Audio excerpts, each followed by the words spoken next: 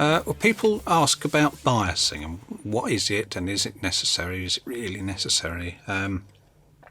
Yes, it's necessary. All valves need to be biased some way for them to function in a valve, in a guitar amplifier, or in an audio amplifier, because you'll get, if a valve is sitting there doing nothing and is switched off, when you apply a signal to it, it won't, depending on the magnitude of the signal, it won't even respond to it if it's too small. So you need it ticking over a little bit like a car engine, so it's ready to go as soon as you apply a signal, and then you'll get a nice clean sound and a full sound.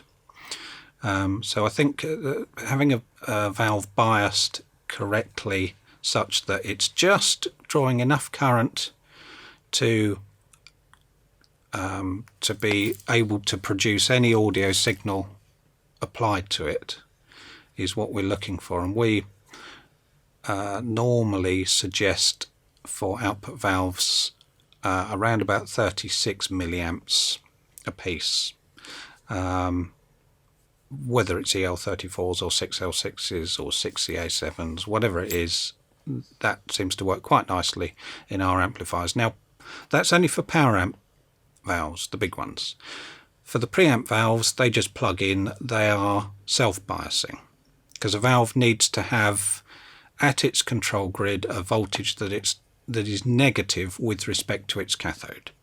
So with a power amp valve, we generally, apart from the Sheriff I've mentioned, our amplifiers are fixed bias, so we apply a negative voltage to the grid.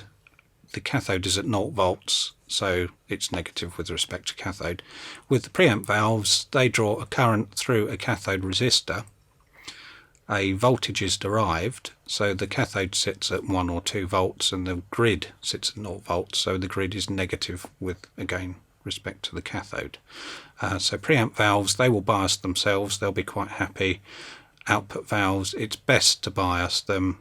If you bias them cold, they won't, it depends on how cold you bias them.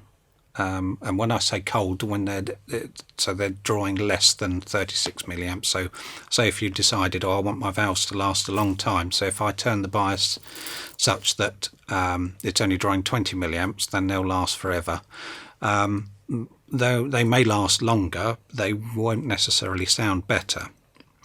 Then there's the other, where someone may have read, well, if I bias my valves hot, so if I bias them at 45 milliamps each, then that'll sound much better. And it may sound better, that's subjective, but your valves, they'll be passing more current, and there's only a finite number of electrons that can come from the cathode material that's heated. And once that runs out, that's your valves then of no use. So we tend to look at a figure at the factory where we get maximum longevity from the valve, but at the same time it's sounding good. It's available to respond to whatever signal was applied to it.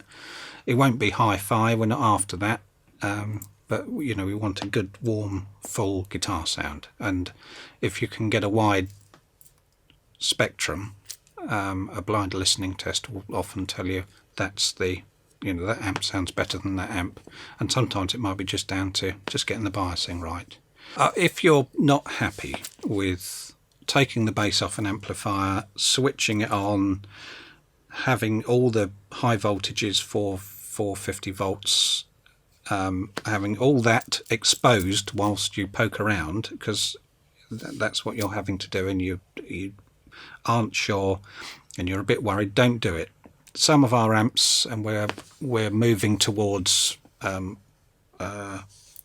production where all of our amps eventually will have external biasing points, but some already have them. They're much easier and much safer because you're kept away from all the high voltages, so any voltages that you'll be poking around with will be literally in the millivolts range, 30, 40 millivolts, you know, if you touch that, you wouldn't notice it. So but if you have to take the bottom off, you're not sure, don't do it.